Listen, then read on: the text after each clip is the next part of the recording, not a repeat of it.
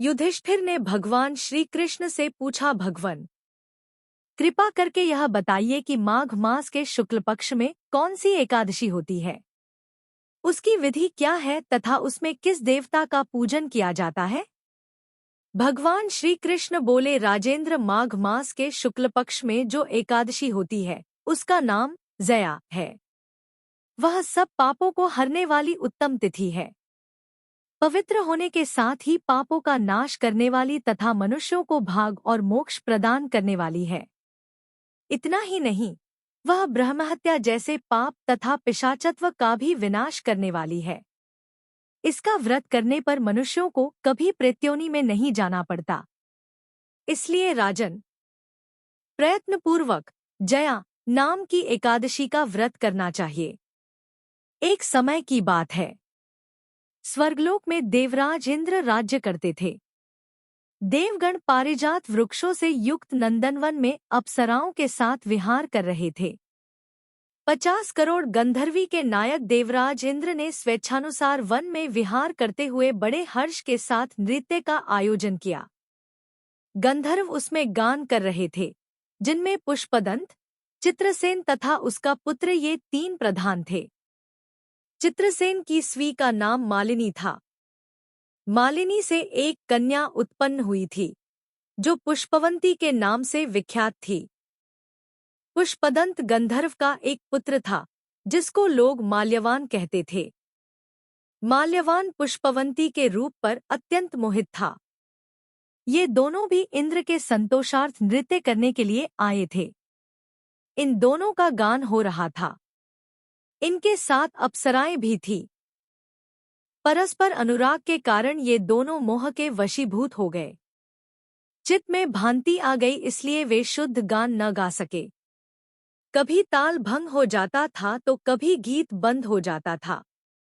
इंद्र ने इस प्रमाद पर विचार किया और इसे अपना अपमान समझकर वे कुपित हो गए। अतः इन दोनों को शाप देते हुए बोले, ओ मूर्खों, तुम दोनों को धिक्कार है।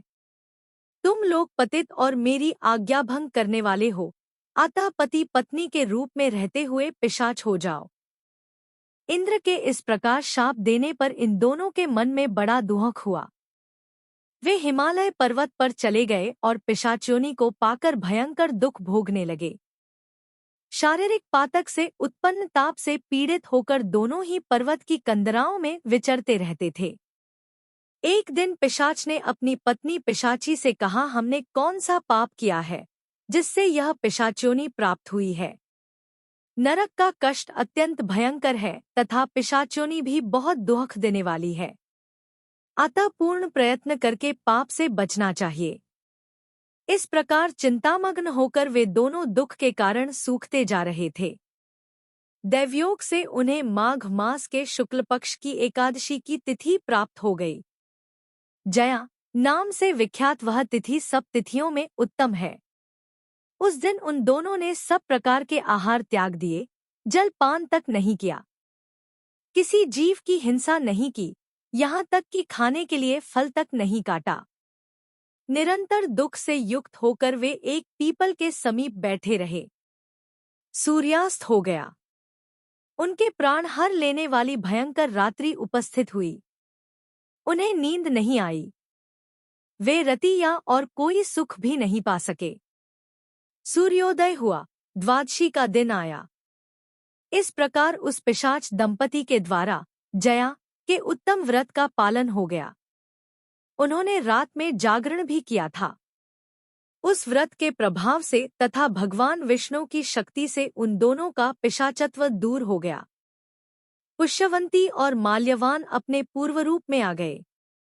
उनके हृदय में वही पुराना स्नेह उमड़ रहा था। उनके शरीर पर पहले जैसे ही अलंकार शोभा पा रहे थे। वे दोनों मनोहर रूप धारण करके विमान पर बैठे और स्वर्गलोक में चले गए। यहाँ देवराज इंद्र के सामने जाकर दोनों ने बड़ी प्रसन्नता के साथ उन्हें प्रणाम किया। उन्हें इस रूप में उपस्थित देखकर इंद्र को बड़ा विस्मय हुआ। उन्होंने पूछा, बताओ, किस पुण्य के प्रभाव से तुम दोनों का पिशाचत्व दूर हुआ है। तुम मेरे शाप को प्राप्त हो चुके थे, फिर किस देवता ने तुम्हें उससे छुटकारा दिलाया है? माल्यवान बोला, स्वामिन, भगवान वासुदेव की कृपा तथा जया नामक एकादशी के व्रत से हमारा पिशाचत्व दूर हुआ है। इंद्र ने कहा, तो अब तुम दोनों मेरे कहने से सुधापान करो। जो लोग एकादशी के व्रत में तत्पर और भगवान श्री कृष्ण के शरणागल होते हैं, वे हमारे भी पूजनीय होते हैं। भगवान श्री कृष्ण कहते हैं, राजन, इस कारण एकादशी का व्रत करना चाहिए। नृपश्रेष्ठ, जया ब्रह्महत्या का पाप भी दूर करने वाली है। जिसने जया का व्रत किया है, उसने सब प्रकार के दान दे दिए और संपूर्ण यज्ञों का अनुष्ठान कर लिया। इस महात्म्य के पढ़ने और सुनने से अग्निष्टोम यज्ञ का फल मिलता है। आइए अब बड़ी ही प्रसन्नचित्त मन से 11 माता की कथा का श्रवण करते हैं। प्राचीन समय की बात है। एक नगर में एक अत्यंत धर्मपरायण ब्राह्मण और उसकी पत्नी रहते थे। वे दोनों भगवान विष्णु के परम भक्त थे और हर एकादशी को व्रत और पूजा करते थे। उनके परिवार में सभी धर्म कर्म में विश्वास रखते थे, लेकिन उनका पुत्र अधर्मी था। वह मांस, मदिरा आदि का सेवन करता और पाप कर्मों में लिप्त रहता। एक दिन ब्राह्मण और उसकी पत्नी ने अपने पुत्र से कहा, बेटा, एकादशी का व्रत करने से पुण्य की प्राप्ति होती है और सारे कष्ट दूर हो जाते हैं। तुम भी यह व्रत करो। किंतु पुत्र ने व्रत करने से मना कर दिया। माता पिता ने बहुत समझाया, पर वह नहीं माना। अंततः ब्राह्मण और उसकी पत्नी ने दुखी होकर भगवान विष्णु से प्रार्थना की कि उनके पुत्र को सन्मार्ग मिले। कुछ समय बाद वह पुत्र किसी कारणवश मृत्यु को प्राप्त हो गया। यमराज के दूत उसे नरक ले जाने लगे। उसी समय भगवान विष्णु के पार्षद वहां आ गए और यमदूतों को रोककर बोले, यह व्यक्ति पापी अवश्य है, लेकिन इसने एक पुण्य कार्य किया है। यमराज के दूतों ने पूछा, यह कौन सा पुण्य कार्य है? भगवान विष्णु के पार्षदों ने बताया, एक बार इसने संयोगवश एकादशी का उपवास कर लिया था। उस व्रत के प्रभाव से यह नरक जाने का अधिकारी नहीं है। यमराज के दूत यह सुनकर पीछे हट गए और भगवान विष्णु के पार्षद उस आत्मा को अपने साथ ले गए। इस प्रकार एकादशी व्रत के प्रभाव से उस व्यक्ति को मोक्ष की प्राप्ति हुई। पुराने समय की बात है। एक नगर में एक राजा शासन करता था। वह बड़ा धर्मात्मा था और उसके राज्य में प्रजा सुखी थी। राजा की एक सुंदर और सुशील रानी थी, जो अत्यंत धार्मिक प्रवृत्ति की थी। वह हर एकादशी का व्रत रखती थी और पूरे विधि विधान से भगवान विष्णु की पूजा करती थी। राजा को रानी का यह उपवास करना पसंद नहीं था। वह हमेशा कहता कि उपवास से शरीर कमजोर होता है और भूखा रहने से कोई फल नहीं मिलता। एक दिन जब रानी ने एकादशी का उपवास रखा, तो राजा ने गुस्से में आकर जबरन उसे भोजन करने के लिए मजबूर किया। रानी बहुत दुखी हुई, लेकिन पति की आज्ञा के कारण उसने भोजन कर लिया। उसी रात रानी को स्वप्न में एक अद्भुत देवी का दर्शन हुआ। वह देवी 11 माता थी। माता ने कहा, तुम्हारा व्रत अधूरा रह गया है, क्योंकि तुमने एकादशी के दिन भोजन कर लिया। अब तुम्हें अगले जन्म में अपने इस अधूरे व्रत का फल भोगना पड़ेगा। रानी ने विनती की, हे माता, मुझसे भूल हो गई, कृपया मुझे क्षमा करें। माता ने कहा, यदि तुम सच्चे मन से प्रायश्चित करना चाहती हो, तो हर एकादशी को नियमपूर्वक व्रत रखो और दूसरों को भी इस व्रत के महत्व के बारे में बताओ। अगले जन्म में रानी ने फिर से मनुष्य योनि में जन्म लिया और इस जन्म में उसने पूरे नियम और श्रद्धा के साथ एकादशी का व्रत रखा। धीरे धीरे उसकी भक्ति और पुण्य से उसे विष्णु लोक में स्थान प्राप्त हुआ और वह मुक्त हो गई। बोलिए श्री लक्ष्मी नारायण भगवान की जय। बोलिए श्री तुलसी शालिग्राम जी की जय। आइए अब बड़ी ही श्रद्धा और प्रेम से एकादशी माता की कथा को सुनते हैं।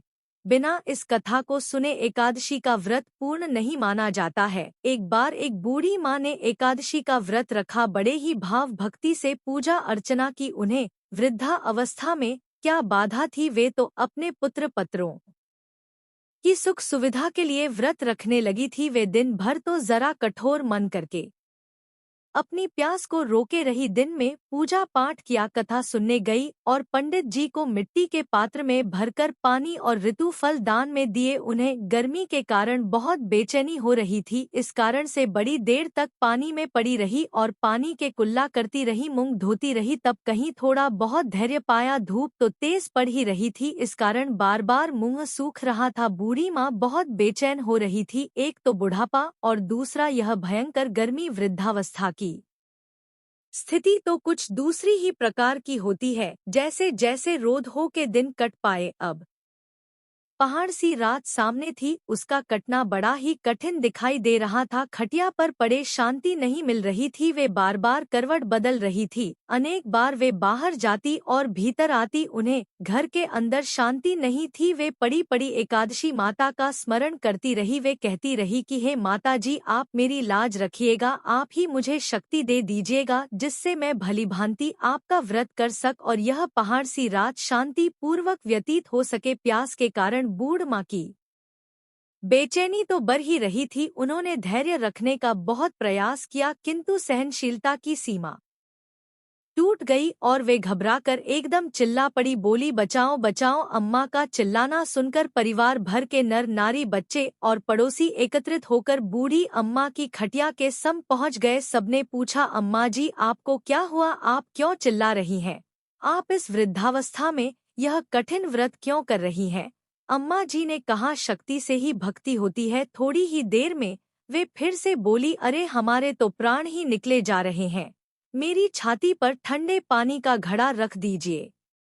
नातिया ने दादी की छाती पर ठंडे पानी का पात्र रख दिया। तब कहीं उन्हें थोड़ा बहुत आराम मिला और थोड़ी देर के लिए उन्होंने अपनी आंखें बंद कर ली। एकादशी माता ने सोचा कि यह बूढ़ी अम्मा है तो बहुत कठोर, जरा जाकर उसकी परीक्षा लेना चाहिए। वे आधी रात को मुर्गा बनकर टेर लगाने लगी। मुर्गा की आवाज सुनकर दादी जल्दी से उठी और बाहर जाकर आसमान की ओर देखा, किंतु आसमान में कहीं उन्हें प्रातःकालीन तारा दिखाई नहीं दिया। वे सोचने लगी कि यह मुर्गा क्यों और कैसे बोल गया। उन्हें प्यास तो लग ही रही थी, थोड़ा बहुत उनका मन भी विचलित होने लगा था, किंतु अंत में उन्होंने दृढ़ निश्चय किया कि मैं अब व्रत को पूर्ण करके ही छोड़ूंगी, चाहे भले ही मेरे प्राण निकल जाएं।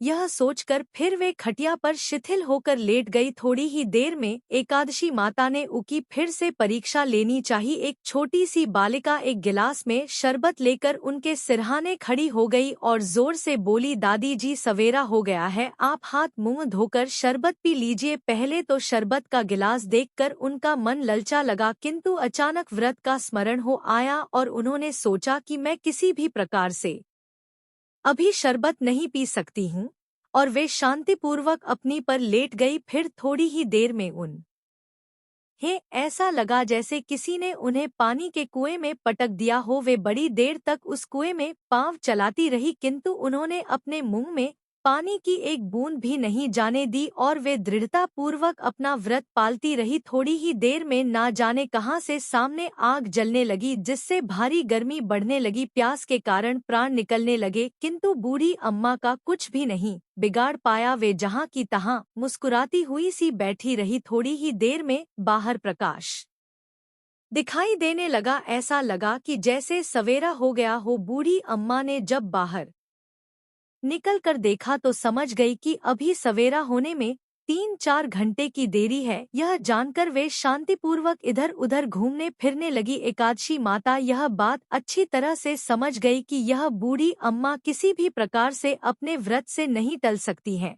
वे उनके सत्य व्रत को अच्छी तरह से समझ गई। सवेरा होते ही बूढ़ी माता ने स्नान किया, भगवान का पूजन पाठ किया, एकादशी माता की कथा सुनी, ब्राह्मणों को दक्षिणा देकर भोजन कराया। तब कहीं उन्होंने जल ग्रहण किया। कन्याओं को भोजन कराने के बाद अम्मा ने स्वयं भोजन किया। उस श्रेष्ठ व्रत के प्रताप से बूढ़ी अम्मा की आयु में वृद्धि हो गई, उनका घर परिवार हरा भरा हो गया। घर में अब उनके कोई अभाव नहीं रहा, वे हर तरह के सुख साधनों से संपन्न हो गई। नाती नातिन से उनका घर भर गया और वे उसी दिन से 12 महीने की एकादशी का व्रत करने लगी। एकादशी माता के व्रत के प्रताप से इस संसार में हर प्रकार के सुख भोग कर अंत में वैकुंठ धाम को चली गई। जैसे एकादशी माता ने बूरी माता और उनके परिवार को हरा भरा किया, ऐसे ही एकादशी माता हम सभी की मनोकामना को पूर्ण करें। बोलिए श्री लक्ष्मी नारायण भगवान की जय। मान्यता के अनुसार इस व्रत को करने से धन की कमी नहीं होती और घर में बरकत बनी रहती है। बोलिए श्री राधा कृष्ण भगवान की जय। बोलिए श्री बरसाने वाली की जय। अब आइए श्रवण करते हैं मन को प्रफुल्लित कर देने वाली इस कथा को। एक बार नारद मुनि ने पृथ्वी लोक पर राधा नाम की महिमा सुनी और सुना कि वह श्री कृष्ण की सबसे बड़ी भक्त है। नारद जी को लगता था कि वह श्री हरि के सबसे बड़े भक्त हैं।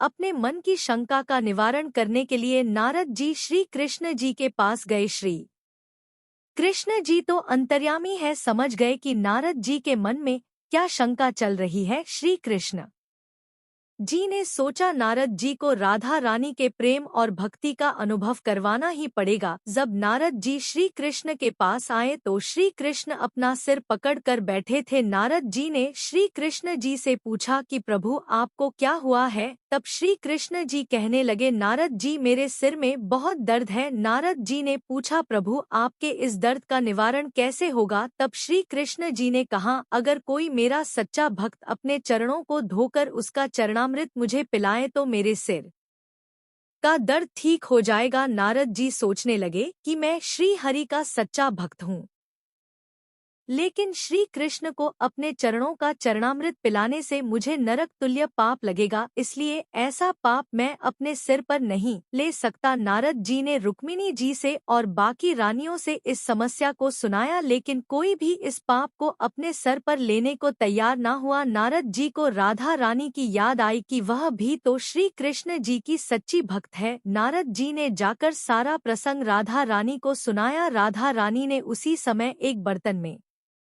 में जल लेकर अपने चरणों को धोकर वह जल नारद जी को दिया और कहा कि जल्दी से जाकर इसे श्री कृष्ण जी को दे दो। राधा रानी नारद जी से कहने लगी मैं जानती हूँ कि इस बात के लिए मुझे नरक तुल्य पाप लगेगा। राधा रानी आगे नारद जी से कहती है श्री कृष्ण के दर्द के निवारण के लिए मैं कोई भी पाप अपने सिर पर लेने को तैयार हूँ। नारद जी श्री कृष्ण जी के पास गए तो श्री कृष्ण मंद मंद मुस्कुरा रहे थे। अब तक नारद जी समझ गए कि राधा रानी श्री कृष्ण से निश्चल प्रेम करती हैं और उनकी सबसे बड़ी भक्त हैं, तथा श्री कृष्ण ने यह सारी लीला मुझे यह एहसास कराने के लिए रची है। बोलिए श्री